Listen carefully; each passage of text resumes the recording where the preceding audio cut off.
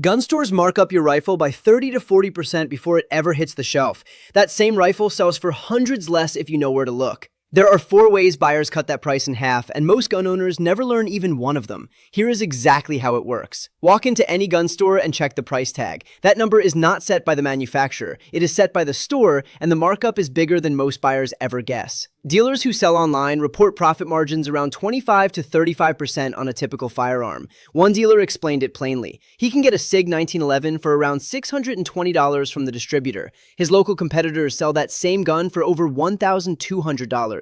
That is not a small gap. That is nearly double the price for the exact same rifle. Brick and mortar stores carry higher overhead than online sellers. Rent, staff, insurance, and a storefront all cost money. And that cost gets folded into your price tag. A store that only sells online can run a 5% margin. A physical gun shop often runs 20% or more just to keep the lights on. Some shops push even higher, especially on handguns that sell fast and do not sit on the shelf collecting dust. None of this means gun stores are cheating you. They provide a real service. Someone has to stock the shelves, run the background checks, and answer questions from first-time buyers. But if you walk in and pay full sticker price without asking a single question, you are almost always leaving money on the table. So how do smart buyers close that gap? It starts with understanding where the price actually comes from. Every firearm has a manufacturer-suggested retail price, known as MSRP. That number is rarely what anyone actually pays. It is a ceiling, not a real price. Distributors sell to gun stores below MSRP. Gun stores then mark that price back up, sometimes close to the full MSRP, sometimes even higher during high demand periods. During a panic buying spike, a store can charge whatever the market will bear, and buyers who do not know better will pay it. The first tool buyers use to beat this markup is comparison shopping across 3 channels. Not one store, 3 separate paths: the local shop, an online retailer, and the private resale market. Each one prices the same rifle differently, and the gap between the cheapest and most expensive option can run into hundreds of dollars. Most buyers check one store, decide the price feels fair, and walk out with their wallet lighter than it needed to be. Online retailers usually beat local stores because they carry less overhead. No storefront rent, no showroom staff standing around all day. But buying online comes with one extra step. Federal law requires any firearm shipped across state lines to go through a licensed dealer near you. This is called an FFL transfer, and it is where a lot of buyers assume they are losing their savings. They are wrong if they know how to shop for it. FFL transfer fees typically range from $20 to $75, and the average buyer pays somewhere between $25 and $35. But that range hides a huge opportunity. Home-based FFL dealers, people running a license out of their house with no storefront, often charge as little as $15 to $20.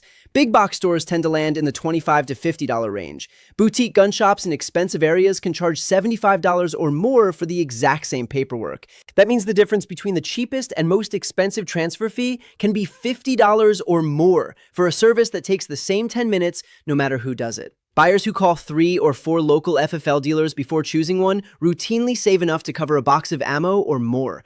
Prices can vary by $30 or more within the same zip code. A 5-minute phone call is the cheapest research you will ever do. Some big box retailers even waive the transfer fee entirely if the gun ships to their own store. That is worth asking about before you commit to a purchase anywhere else. A few dealers also offer lower rates to range members or repeat customers, so it never hurts to simply ask.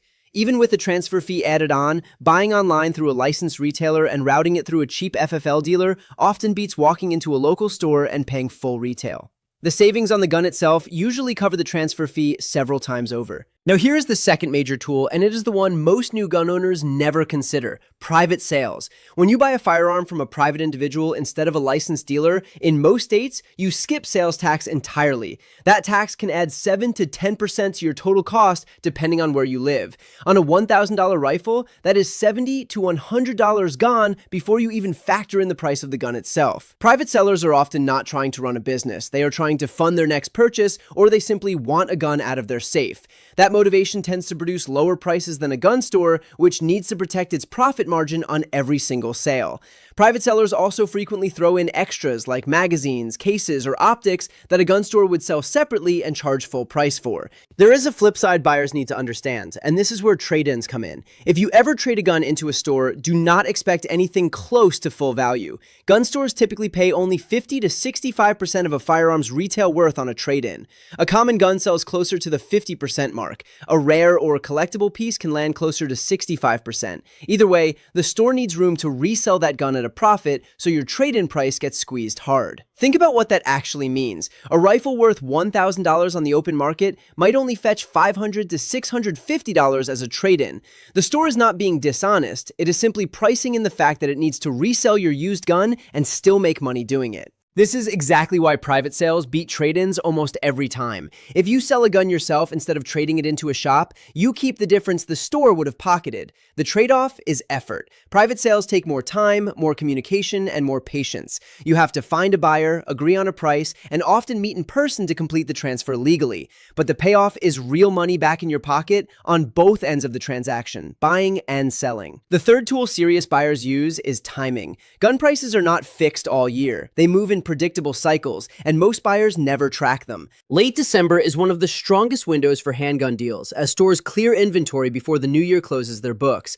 January brings SHOT Show, the industry's biggest trade event where manufacturers unveil new models. The moment that happens, last year's rifles get relabeled as previous generation, even though nothing about the gun itself has changed. Retailers drop prices to move that older stock, and buyers who know to watch for it get a newer condition rifle at an older price. February tends to bring the sharpest post-show discounts, as distributors push remaining inventory to make room for new stock.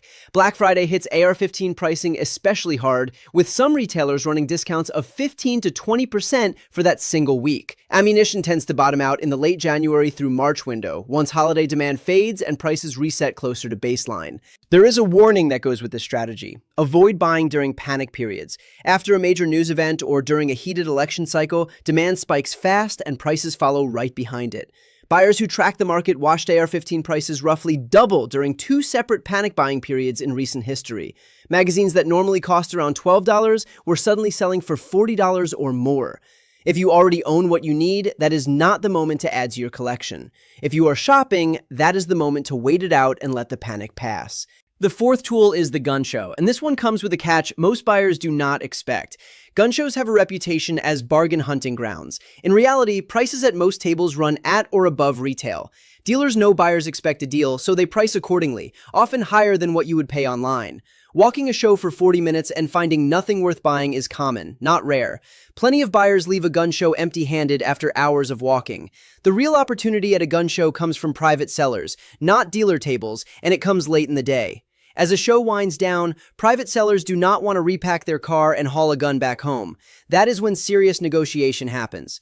Buyers who show up in the final hour, with cash and a specific gun in mind, get access to prices that simply do not exist earlier in the day, when sellers still believe they will get their asking price from someone else. Put these four tools together and the picture becomes clear. Compare 3 channels before buying instead of settling for the first price you see. Call around for the cheapest FFL transfer instead of accepting the first quote a store gives you. Consider private sales over trade-ins to protect your money on both ends of the deal. Time your purchase around the calendar instead of buying on impulse the moment you want something. And if you hit a gun show, work the private tables late in the day instead of the dealer booths early, when prices are still soft. None of this involves breaking any law or skipping a background check. Every path described here, online purchases, FFL transfers, private sales, still requires the same legal process a gun store uses. Federal law still applies no matter which route you choose. What changes is not the paperwork. What changes is who profits from the markup along the way, and how much of your own money you get to keep. Most buyers walk into the first store they find, pay the sticker price, and never ask why that number is what it is. They assume the price on the tag is fixed, final, and fair. It rarely is. The buyers who save real money are the ones who treat a firearm purchase the same way they would treat buying a car. They shop around, they ask questions, they wait for the right moment instead of the first moment. They call more than one dealer before handing over their card. That single habit, comparing before buying, is worth more than any single tip on this list. It costs nothing and takes only a few minutes, yet it is the one step almost everyone skips. That is the entire difference between paying full price and paying half.